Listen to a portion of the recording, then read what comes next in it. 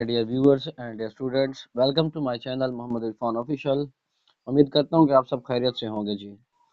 As you no कि हम translation के ऊपर वीडियोस बना रहे हैं, जो कि पंजाब का नया जो सिलेबस आया है उसके हवाले से। और ये भी आपको पता है पड़ा कि हम जो है ना हर लेसन की दो वीडियोस बनाते हैं, जिसमें एक ट्रांसलेशन की होती है और एक्सरसाइज की होती है। जो आज का हमारा टॉपिक है वो है क्लास 7 और उसका यूनिट नंबर 6, जो पाकिस्तानी फीमेल माउंटेनियर थी। उसमें हमने जो है ना उसकी ट्रांसलेशन की वीडियो बनाई थी। और जो आज की हमारी वीडियो है वो है जी उसकी एक्सरसाइज के मुतालिक। As you know very well कि हमारा सबसे पहला जो क्वेश्चन होता है वो यही होता है कि आंसर द फॉलोइंग क्वेश्चन। चलें जी, स्टार्ट करते हैं अल्लाह के करम से।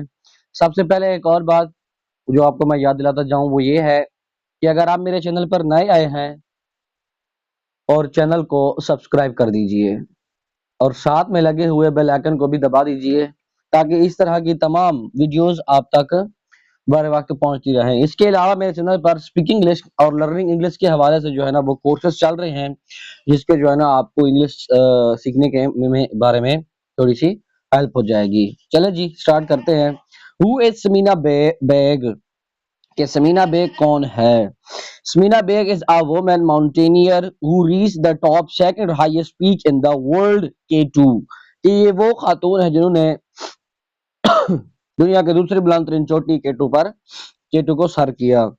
What are her distinguishing achievements? कि उसका जो एक मुनफरिद एजाज है वो क्या है उनका? She reached on the top of the world's 7 highest peaks in the world in just 8 months। कि उन्होंने सिर्फ 8 महीनों के अंदर दुनिया की 7 बुलंद तरीन चोटियों को क्या किया जी? सर किया। थर्ड वन हमारे पास जो है, what does it mean to be a professional? कि प्रोफेशनल होने का क्या मतलब है? A person who adopts a paid occupation is called a professional. How do you know that Smina Beg's family helped her in her career? Her brother Mirza Ali trained her from the age of 15. This proves that her family helped her. यानी कि उसके जो brother है ना, उसका भाई 15 साल की उम्र से ही उसको इस चीज की ट्रेनिंग दे रहा था, जो ये साबित करता है कि उन्हें किस तरह उनको यहाँ तक पहुंचने में मदद की। How can Sameena Baig fight against poverty and inequality in Pakistan? Smina Beg can fight against poverty and inequality in Pakistan by supporting other women to join their hands। यही कि उन्होंने दूसरी औरतों को आगे आने का मौका दिया जी। 6 है, what are Smina Beg's views about gender equality?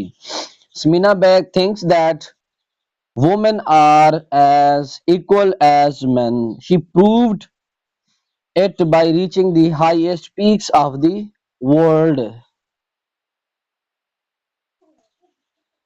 He is the encouraging, how is the encouraging and empowering the youth, especially girls.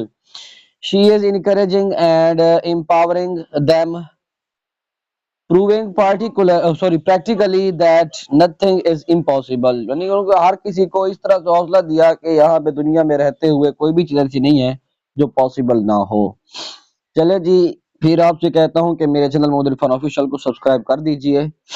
चलते हैं हम अपने दूसरे पोर्शन की तरफ, जिसमें हमारा ग्रामर का पार्ट होता है और बाकी चीजें होती हैं जी। आइए कि हमारा जो सेकंड पोर्शन है वो ये है कि हम ग्लॉसरीज में आते हैं जी। सबसे पहले ग्लॉसरी क्या होता है? वो ये होता है कि आपने एक वर्ड की तशरीह करनी होती है। एक तो होता है सिनोनिम्स, उसमें जो है ना आपने हम मीनिंग उसके साथ का वर्ड लिखना होता है, लेकिन यहाँ पे आपने एक वर्ड की तशरीह करनी होती है, उसको एक तरफ से खोल के रखना होता है कि उसका एग्जैक्ट कॉन्टेक्स्ट में मीनिंग क्या बनता है जी। चले जी, माउंटेनियर का क्या है? अ क्लाइंबर ऑफ माउंटेन्स, के पहाड़ों को सर करने वाला। पीक क्या है जी? अ माउंटेन या समिट, एक पहाड़ की चोटी को कहते हैं जी। एलिवेशन, हाइट, हाइट जी ऊंचाई को कहते हैं। एक्सपीडिशन एंड ऑर्गेनाइज्ड जर्नी, यानी कि एक तयशुदा सफर, उसको कहते हैं expedition. Demonstration an act of showing and proving. Demonstration का मतलब क्या है? कि वो अमल जिसमें आप खुद को साबित कर सकें और खुद को दिखा सकें।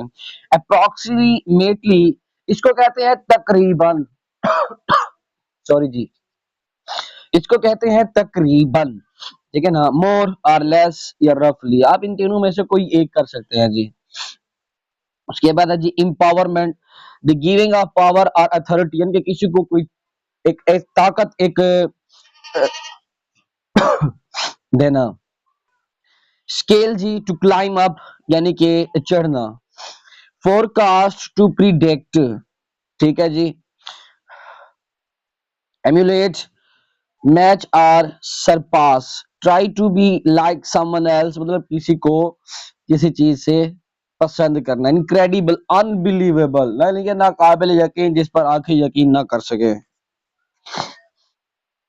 ट्रैकिंग जी हो गया, walking through an area with mountains, के पहाड़ों के जरिए से सफर करना, चलना। Recognise, to accept and approve of, यानी कि किसी चीज को पहचान लेना, उसकी समझ बूझ रखना। अचीवमेंट्स, अकम्पलिशमेंट, या आप इसके अलावा आ थिंग डन सक्सेसफुल, इन दोनों में से कोई एक कर सकते हैं जी। इनइक्वालिटी, अनफेयर डिफरेंस, यानी कि हमारा सवालों वाला पोर्शन हो गया है जी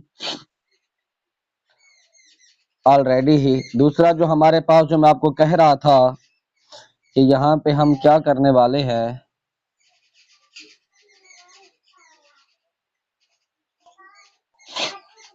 चले जी, हमारे पास ये जो क्वेश्चन है, इसमें हमने वर्ड्स के मीनिंग लिखने हैं जी।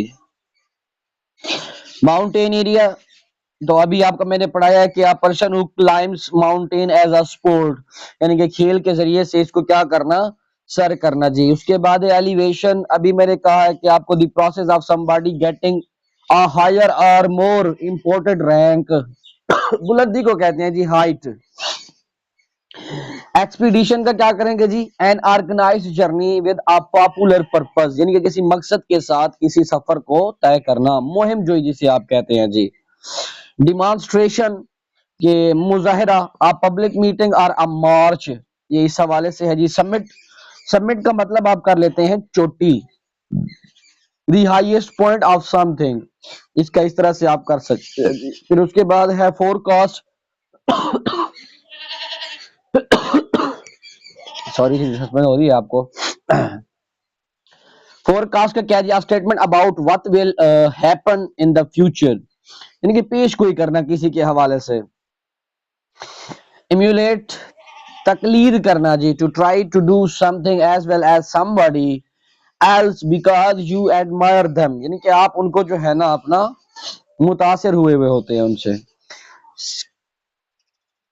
अच्छा जी, स्कीइंग है यानी कि बर्फ प्रूफ, ठीक है ना। स्पोर्ट और activity of moving over snow और स्केस, स्कीइंग है जी। चले जी, ये वाला भी हमारा पोर्शन हो गया है। अब आ जाते हैं हम अपने जी ग्रामर वाले पोर्शन में जी। ग्रामर वाले पोर्शन में क्या है स्टूडेंट्स, सबसे पहले आपको दिख रहा है कि पंक्चुएशन, कि punctuation marks include capitalisation, parenthesis, exclamation marks, full stops, apostrophes, commas, semicolons, colons, hyphens, dashes and the quotation marks. देखें जी, सबसे पहले आपको समझना होगा कि पंक्चुएशन है क्या। पंक्चुएशन को उर्दू में हम रमूज औकाफ कहते हैं। रमूज औकाफ, रमूज औकाफ जो ना, ये बड़े हरूफ, ठीक है ना, जिसमें ब्रैकेट होगी, आपकी अलामत हो गई, फजाई होगी, खत्मा हो गया जी। फिर उसके बाद स्ट्रीफी हो गया जी, कोमाज हो गया, सब ये सारे के सारे जो है ना, इसमें क्या करना होता है आपने, ये इसलिए होते हैं कि आपने किस वर्ड को कैपिटल लिखना है जी, कहाँ पे आप लोगों ने फुल स्टॉप डालना है, कहाँ पे आपने कॉलन का इस्तेमाल करना है, कहाँ पे आपने कॉमास का इस्तेमाल करना है, कहाँ पे आपने सेमीकोलन का इस्तेमाल करना है। इन तमाम चीजों का इस्तेमाल जो है ना जी, वो पंक्चुएशन कहलाता है। फिर इनके आगे पढ़ने के अपने अपने असूल है, जिसमें आपको सामने वो बता रहा है, जिसमें कैपिटलाइजेशन है जी, थीसिस है जी, उसके बाद एक्सक्लेमेशन मार्क्स है। आइए देखते हैं कैपिटलाइजेशन क्या होता है जी। The first letter of a sentence is always capital, man is mortal। as you know, आपको पता है कि जिसमें भी आप सेंटेंस स्टार्ट करते हैं, सेंटेंस का हमेशा जो पहला हर्फ होता है उसको आप लोगों ने कैपिटल लिखना होता है, ठीक है ना। उसने एग्जांपल भी दे दिया कि मैन इज मॉर्टल। यहाँ पे जो मैन है, ये इस सेंटेंस का, इस क्लास का, इस फिक्रे का, इस फ्रेज का जो है ना, ये सबसे बड़ा लफ्ज है। सॉरी, पहला लफ्ज है। इसमें उसने जो पहला लफ्ज है वो एम है, उसने एम को क्या कर दिया है, कैपिटल कर दिया है जी। The first letter of a proper noun is always capitalised. हाँ, दूसरा ये कि जो आपकी पंक्चुएशन में है, जो प्रॉपर नाउन होगा, एक तो आपने कहा, मैंने कहा कि सेंटेंस का जो पहला लफ्ज होगा वो बड़ा होगा, वो तो होगा जी होगा, लेकिन अगर उसी सेंटेंस में कोई प्रॉपर नाउन आ जाती है, उसका भी first letter should be capital जी। देखिए वो हम जैसे उसने यहाँ पे एग्जांपल भी दे दी है कि वी लिव इन पाकिस्तान, जैसे ये जो वी है, ये हमारे सेंटेंस का पहला हर्फ है, इसको तो हमने कैपिटल लिखना ही लिखना है। लेकिन यहाँ पे जो पाकिस्तान है जी, ये प्रॉपर नाउन है, पाकिस्तान इस मॉर्फा है, प्रॉपर नाउन है, इसका हमने क्या किया, यहाँ पे जो पहला वर्ड है उसको भी हमने क्या कर दिया है, कैपिटल कर दिया है। प्रोनाउन जी, फिर उसके बाद the pronoun I is always capitalise. देखें आई जो है ना, इसका असूल है, ये फिक्रे के चाहे शुरू में आएगा, फिक्रे के चाहे मिड में आएगा, फिक्रे के चाहे एट द एंड में आएगा, इसको आपने हमेशा कैपिटल ही लिखना है, इसमें कोई कबाहत वाली बात ही नहीं है जी। फिर उसके बाद names of the days and the months are always capital. हाँ जी, ये जो नेम ऑफ द मंथ्स और जो डेज हैं, इसके भी जो फर्स्ट लेटर कैपिटल होना चाहिए जी, ठीक है ना सर। ये देखिए आप उसमें संडे है, अप्रैल है, मार्च है, ये तमाम के तमाम जो है ना इसमें, ये चाहे फिक्री के शुरू में आ जाए या फिक्री के लास्ट में आ जाए या मिड में आ जाए, तो इसमें क्या होगा, इनका भी फर्स्ट लेटर क्या होगा जी, कैपिटल होना चाहिए। आई होप कि आपको पंक्चुएशन वाला जो थीसिस है वो समझ आ गया होगा जी। फिर उसके बाद है जी पैरेंथेसिस, ये जो आप स्मॉल ब्रैकेट कहते हैं इसको, ये पैरेंथेसिस आपके सामने आ चुका है, इसको ब्रैकेट कहते हैं, ये जो छोटी ब्रैकेट होती है ना इसको कहते हैं, आपके सामने उसकी शक्ल भी बनी हुई है।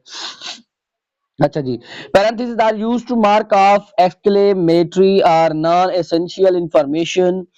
Uh, hurricane, a very strong wind can cause a lot of damage। देखिए जी, वो यहाँ पे क्या कहता है, वो कहता है कि ब्रैकेट जो है ना तकरीबन या गैर जरूरी मालूमात को अलग करने के लिए इस्तेमाल की जाती है। यहाँ पे जो उसने लफ्ज इस्तेमाल किया है ना, कि ब्रैकेट जो है ना ये, यानी कि जो है आपका पैरेंथेसिस है, ये पैरेंथेसिस जो है ना तशरीहात या गैर जरूरी मालूमात को अलग करने के लिए इस्तेमाल की जाती है। तशरीहात में क्या है, यानी कि अब यहाँ पे लफ्ज लिखा है कि हुरिकेन, अब इसका मतलब वो उसने इस ब्रैकेट में लिख दिया, मतलब ये उसकी तशरीह कर रहा है, बता रहा है कि ये जो हमने लफ्ज लिखा है हुरिकेन, इसका मीनिंग क्या है जी, अ वेरी स्ट्रॉन्ग माइंड, कि एक जो है ना बहुत ही तूफानी हवा, ठीक है ना, can cause a lot of damages, ठीक है ना, कि बहुत से नुकसानात का वजह बन सकती है। अब हुरिकेन की बात करें तो वो उसमें कुछ बंदों को समझ नहीं आ रही होती, न्यू वर्ल्ड है, ठीक है ना, उसकी फिर तशरीह करने के लिए जो ब्रैकेट यानी कि या ये पैरेंथेसिस आप कह रहे हैं, इसका सहारा लेकर वो जो उसमें उसकी तशरीह कर देता है, ये बता देता है। अब उसका मतलब क्या है, उसने अब उसने हुरिकेन के साथ लिखा है, इट मींस कि ये हुरिकेन का ही उसने वो मीनिंग दिया है कि ये हुरिकेन का ये मतलब हो सकता है। आई होप कि आपको इसके बारे में पता लग चुका होगा। उसके बाद exclamation marks, as you know आपको पता है, पढ़ा जितने भी ये क्या कहते हैं सर, जज्बाती या फिक्रे होते हैं या इमोशनल टाइप के फिक्रे होते हैं, उसमें आप अपने इमोशंस को शो करते हैं, अपने एहसासात को, अपनी फीलिंग्स को शो करते हैं, उसमें क्या होता है जी, ये एक्सक्लेमेशन मार्क्स होता है। उसमें एग्जांपल भी दे दिया कि hurrah we won the match, ठीक है ना, जब हम खुशी में कह रहे होते हैं ना आपको मैच ही जाते हैं, या अगर कोई गम की खबर आ जाए जिसमें अल्लाह से है, ओह है, ठीक है, इसमें जो है ना ये क्या होता है, आप लोग एक्सक्लेमेशन मार्क्स लगा देते हैं जी। फिर उसके बाद है फुल स्टॉप। फुल स्टॉप के बारे में आपको सब पता है, फुल स्टॉप हम तब लगाते हैं जब हमारी बात कोई कंप्लीट हो जाती है, हम समझते हैं कि हमारा कोई सेंटेंस है, हमारी कोई बात है वह कि वो कंप्लीट हो चुकी है, उसमें हम क्या करते हैं, हमारी बात कंप्लीट होने के बाद हम उसको फुल स्टॉप करते हैं। हमारा ये होता है कि हमने इस फिक्रे को समअप कर लिया है जी। एपोस्ट्रॉफी है, देखिए जी एपोस्ट्रॉफी जो है ना, इसके बारे में आपको समझना बहुत जरूरी है। जो जो एपोस्ट्रॉफी है, एपोस्ट्रॉफी क्या होती है, एपोस्ट्रॉफी पोजेसिवनेस को शो करने के लिए इस्तेमाल होती है, जिसके हम का की के कहते हैं, किसी भी मलकियत को, किसी चीज की मलकियत को शो करने के लिए इस्तेमाल होते हैं। जैसे हम कहते हैं ना, this is my car, this is my car, ये मेरी कार है, इसको तो हमने एक सेंटेंस में कह दिया है। अगर मैं कहूं कि ये अमार की कार है तो मैं क्या कहूंगा, तो मैं एक फॉर एग्जाम्पल कहूंगा अम्मार्स कार, एपोस्ट्रॉफी लगा दूंगा मैं कि ये अम्मार की कार, ठीक है जी। जिसमें जो है ना हम ये जो है ना एपोस्ट्रॉफी वाला मार्क्स लगा देते हैं। इसमें भी उसने यही एग्जांपल दे दी है, अफजल्स कार इज न्यू, कि अफजल की कार नहीं है। तो अगर हम इसको इस तरह से ना लिखें, तो अगर मैं उसको उस वे में लेके उस तरह से लिखेंगे, the car of Afzal is new, देखें अब उसको इतना बड़ा कर दिया, लेकिन हमने उसमें भी पोजेसिवनेस को शो किया है और यहाँ पे भी पोजेसिवनेस को शो किया है। एपोस्ट्रॉफी का इस्तेमाल इसीलिए करते हैं कि ये फिक्रे को थोड़ा सा क्या कर देता है जी, कॉन्ट्रैक्ट करके रख देता है, और हमारा मीनिंग जो है ना उसमें चेंजिंग किसी किस्म की नहीं आती। अब देखें अफजल्स कार इज न्यू, कि अफजल की कार क्या है, नहीं है, यानी कि किसी की मलकियत को शो करने के लिए इस्तेमाल होती है जी। नेक्स्ट हमारे पास है कॉमा। देखिए भी कॉमा आप कब यूज करते हैं ठीक है ना, कॉमा मुख्तसर वक्फे को दिखाने के लिए इस्तेमाल होता है, सिंपल सी बात है जी। कॉमा जो है ना हमारे मुख्तसर वक्फे को दिखाने के लिए इस्तेमाल होता है, इसमें और कोई किस्म की बात नहीं है। फिर उसके बाद कॉमा जो है एक फेहरिस्त में अल्फाज को अलग करने के लिए इस्तेमाल किए जाते हैं। कामा जो है मुरक्कब नाकिस को अलग करने के लिए भी इस्तेमाल होते हैं, जैसे आप वो कह रहा है कि commas are used to separate phrases. Phrases के बारे में आप जानती हैं कि फ्रेजेस क्या होता है, कि मीनिंगलेस सेंटेंसेस जो होती है ना हम उसको फ्रेजेस कहते हैं, उसको अलग करने के लिए हमारे लिए क्या कहता है, ये हमारी हेल्प आउट करता है जी। ये सारे के सारे आप देख सकते हैं फिर उसको, ठीक है ना जी। फिर उसके बाद सेमी कॉलन है। सेमी कॉलन के लिए क्या इस्तेमाल होता है, कैसे इस्तेमाल होता है जी, ये जो है ना नीम वक्फा रब्त वाले दो फिक्रों को जोड़ने के लिए इस्तेमाल किया जाता है, मतलब दो फिक्रों को आपस में कनेक्टेड करने के लिए, कनेक्ट करने के लिए इस्तेमाल होता है, जिसमें दो मुख्तलिफ किस्म के फिक्रे हों उनको आपस में मिलाकर मीनिंगफुल बनाते, जैसे जी है red sorry roses are red, violets are purple. ये देखे जी, इसमें जो है ना वो क्या कर रहा है जी। फिर उसके बाद कॉलन पे आ जाए जी। कॉलन क्या होता है, कॉलन होता है वक्फा अपने बाद में आने वाले का तारुफ करवाता है, ठीक है ना। ये जो है ना अपने बाद में आने वाले का तारुफ करा कि I will say his for him. अब यहाँ पे उसने कॉलन लगा दिया कि मैं उसे इसके बारे में उसके लिए कुछ कहूंगा कि he is honest and hard working, कि वो बहुत ईमानदार और मेहनती है। हाइफन पे आ जाए जी। हाइफन का क्या यहाँ पे इस्तेमाल हो सकता है, हाइफन के हवाले से आप क्या कह सकते हैं जी, अलामत जो है ना मुरक्कब को मुरक्कब अल्फाज बनाने के लिए इस्तेमाल किया जाता है जो दो या दो ज्यादा अल्फाज से बनते हैं, जैसे I paid for two full price. देखिए ये आप वर्ड तो एक, हम इसको कंपाउंड वर्ड भी कह सकते हैं, कंपाउंड वर्ड, ठीक है ना। ये कंपाउंड वर्ड को जो है ना आप इसको सिंपल से तरीके से कह सकते हैं कि कंपाउंड वर्ड है। तो इस कंपाउंड वर्ड के बनाने के लिए हमने जो है ना किस चीज का इस्तेमाल किया है, हाइफन का इस्तेमाल किया है। आगे हमारे पास डैश है। डैश को क्या कहते हैं जी, खत फासिल, ये इसको हम खत फासिल कहते हैं जी। खत फासिल ये दिखाने के लिए इस्तेमाल होता है कि इसके बाद खुलासा या जो पहले गुजर चुका है उसका तसलसल है, मतलब किसी बात को जो है ना आगे बिल्कुल ले जाने के लिए हम इसका इस्तेमाल करते हैं जी। फिर उसके बाद हमारे पास कोटेशन मार्क्स आ गया है। कोटेशन मार्क्स तो अब हर किसी को पता है पड़ा। कोटेशन मार्क्स हम इसलिए इस्तेमाल करते हैं अगर हमने किसी का फरमान लिखना है, किसी की सेइंग लिखनी है, किसी की कहावत लिखनी है, किसी की बोल लिखनी है, तो वो हमने एग्जैक्ट उसी वर्ड्स में लिखने के लिए हम कोटेशन का इस्तेमाल करते हैं। इसका मतलब ये होता है कि हमने जो वर्ड्स लिखे हैं वो सेम टू सेम जिसे किसी के भी लिखे हैं उसी के मुंह से उस तरीके से अल्फाज जो है ना वो निकले हैं जी। कोटेशन मार्क जो है ना दिखाते हैं कि अल्फाज बरह रास्त भी, वही बात जो मैं आपको कहने वाला था जी। फिर उसके बाद है जी री राइट द सेंटेंसेस। इसमें आप क्या कर सकते हैं, पहला पहला है जी आपका ये, आप मैं अब उसको ठीक करने लगा हूं। आपका जो है आई बॉट सम बालून्स,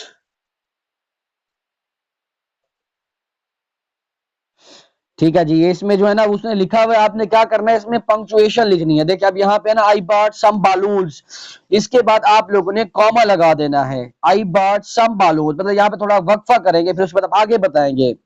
आई बॉट सम बालून्स केक। देखे ना आप इसमें बहुत सी चीजें आ गई है ना, अब आप हर जगह के ऊपर एंड तो नहीं लगा सकते, इसलिए जो है ना हमने बालून्स को अलग करने के लिए, बालून्स और केक को अलग करने के लिए हम बालून्स के दरमियान क्या लगा देंगे जी, कॉमा लगा देंगे। I bought some balloons a cake and some ice cream for the party. फिर उसके बाद है कि no I don't mind it. देखिए जी ये जो आपका डॉट लिखा हुआ है ना, डॉट, ये DON, एन के ऊपर से आप लोग जो है ना वो क्या कर देंगे, आप वो जो एपोस्ट्रोफी टाइप का जो कॉमा होता है ना आप उसको लगा देंगे, क्योंकि आपने इसको शॉर्ट वर्ड में लिखना है, वरना आप डू नॉट लिख सकते हैं इसको। No I do not mind it आप ऐसे भी लिख सकते हैं। अगर इस तरह से नहीं लिखना चाहते तो लिखेंगे आप आई डोंट माइंड इट, यानी कि DON, N और T के दरमियान जो है ना आप ऊपर वाला जो कॉमा होता है ना सिर्फ उसको आप लगा सकते हैं। फिर उसके बाद है yes I love to go to the beach with the family. Yes के बाद आप फौरन कॉमा लगा देंगे। यहाँ पे जो है ना आप थोड़ा सा वक्फा देंगे दरमियान में, फिर उसके बाद आपने आगे फिगरे को स्टार्ट कर देना है। फिर उसके बाद है he painted the fence white blue and green. यहाँ पे आप क्या करेंगे, आप करेंगे he painted the fence blue, ठीक है ना। He sorry he painted the fence white. White के बाद आप क्या लगा देंगे, कॉमा लगा देंगे, फिर उसके बाद ब्लू एंड ग्रीन। वही बात है कि आपने यहाँ पे 3 रंगों के नाम लिया, अब हर रंग के बाद तो आप एंड नहीं लगा सकते, तो इसीलिए आपने इस चीज को खत्म करने के लिए आप क्या करेंगे जी, आप करेंगे व्हाइट के बाद कॉमा लगा देंगे। फिर उसके बाद है आई हुई, यू शी ही शी, मतलब ये सारी चीजें अभी इकट्ठी आ चुकी हैं। अब इसको कैसे करेंगे, तो आप इन तमाम के दरमियान कॉमा लगाते जाएंगे। आई के बाद भी कामा, वी के बाद भी कामा, यू के बाद भी कामा, ही के बाद भी कामा, शी के बाद भी कामा लगाएंगे आप। It and they are pronouns, यानी कि वो बता रहे हैं कि ये सारे के सारे क्या है, प्रोनाउन। जब हम हर किसी के बाद तो आप जो है ना वो क्या कहते हैं जी, एंड नहीं लगा सकती, ये हमारी ग्रामर के खिलाफ है। देखिए जी अब आगे है कि वाओ, लुक एट दैट। ये वाओ जो है ना, अब ये एक्सक्लेमेटरी सेंटेंस है। आप इसमें वाओ के बाद क्या लगा देंगी, वाओ के बाद आप एक्सक्लेमेशन मार्क्स लगा देंगे। फिर उसके बाद है you can not compete, you can not compete with him, he is a far fast runner. तो आप जो है ना he can not compete with him के बाद जो है ना आप लोग क्या लगाएंगे, यहाँ पर कॉमा लगाएंगे, क्योंकि ये हिम जो है एक ऑब्जेक्टिव है और आगे ही जो है वो हमारा सब्जेक्टिव पार्ट है। मतलब ये 2 सेंटेंसेस अब यहाँ पे हो चुकी है। अब इसको आपने अलग से कर देना है, एक निशानदेही कर देना है कि 2 ये क्लासेस हैं जी। तो आप हिम के बाद कॉमा लगा देंगे और फिर आगे फिगर जैसे का जैसे वैसे शुरू कर देंगे जी। यहाँ पे I do no I did not order this fancy dress. अब नो के बाद जो है ना आप कॉमा लगा देंगे जी। फिर उसके बाद है my teacher said sorry sorry sorry sorry, man were shouting, women were screaming, children were crying, it was sorry क्यास जो है ना जी। फिर इसके बाद मैन वर शाउटिंग, इसके बाद आप कामा लगा देंगे, ठीक है। मैन वर शाउटिंग मतलब एक अलग फिक्रा है। वुमेन वर स्क्रीमिंग, इसके बाद भी आप कामा लगा देंगे, क्योंकि यहाँ पे हमने एंड का इस्तेमाल अभी तक किया नहीं है। इन दोनों फिक्रों के बाद आप क्या लगा देंगे, कामा लगा देंगे। फिर उसके बाद हमारे पास है दी एफिल टावर। एफिल टावर के बाद आप कॉमा लगा देंगे। फिर उसके बाद 300 मीटर्स के हाई, इसके बाद भी आप कॉमा लगा देंगे। इज मेड ऑफ आयरन, ये आपकी पंक्चुएशन इस्तेमाल जी हो रही है सही तरीके से। फिर उसके बाद है जी टीचर सेड, इसके बाद आप लोग कॉमा लगाएंगे। ओपन योर बॉक्स, अब ये कोटेशन में लिखेंगे, क्योंकि जो अब टीचर ने अल्फाज दोहराए हैं वो एग्जैक्ट यही अल्फाज दोहराए हैं। आप इसको सेड के बाद कॉमा और फिर जो है ना ओपन योर बुक्स को आप क्या लिखेंगे, कोटेशन मार्क्स यानी कि इन्वर्टेड कॉमास में लिख देंगे आप लोग। My brother name, my brothers, देखें अब यहाँ पे आप लोगों ने क्या करना है कि मेरे भाई का, यहाँ पे आपने का की इस्तेमाल करना है। ये जो ब्रदर के साथ एस लगा हुआ है आपने इसको एपोस्ट्रोफी लगा के लगाना है, क्योंकि आप यहाँ पे अपनी पोजेसिवनेस को शो करने हैं। My mother and I went to Quetta, देखिए अब यहाँ पे जो आई है इसको इसने समाल लिख दिया है। मैंने अभी कहा है कि आई जहां पे भी आएगा आप उसको हमेशा कैपिटल लिखेंगे, यहाँ पे आप आई को कैपिटल लिख देंगे। Which one did you like the best, यहाँ पे आपका ये जो क्वेश्चन फिक्रा है ना, क्वेश्चनेबल है, तो आप बेस्ट के बाद क्वेश्चन मार्क लगा दोगे जी, वो यहाँ पे कुछ सवाल कर रहा है। My father said always speak the truth, तो यह यहाँ पे आप क्या करेंगे, माई फादर सेड, आप सेड के बाद कामा लगा दोगे, फिर आप जो है ना ऑलवेज स्पीक द ट्रूथ, इसको आप इन्वर्टेड के कोटेशन मार्क्स में लिख दोगे, क्योंकि मेरे वालिद जो है ना वो इसी तरह के अल्फाज दोहराए हैं। सो माय डियर व्यूअर्स, हमारा जो आज का टॉपिक है वो हमारा कंप्लीट हो चुका है। उम्मीद करता हूं कि जो आपको जो है ना ये वीडियो बहुत पसंद आई होगी। अगर आप नए आए हैं तो मेरे चैनल को सब्सक्राइब कर दीजिए। अगर आपने इसकी इंग्लिश लर्निंग और इंग्लिश स्पीकिंग के हवाले से कुछ सीखना है तब भी चैनल को सब्सक्राइब कर दीजिए, क्योंकि मेरे चैनल पर इंग्लिश लर्निंग और स्पीकिंग के हवाले से कोर्सेज चल रहे हैं। उम्मीद करता हूँ कि आप जो है ना ये वीडियो आपको बहुत ही इंफॉर्मेटिव लगी होगी। Take care yourself, thank you.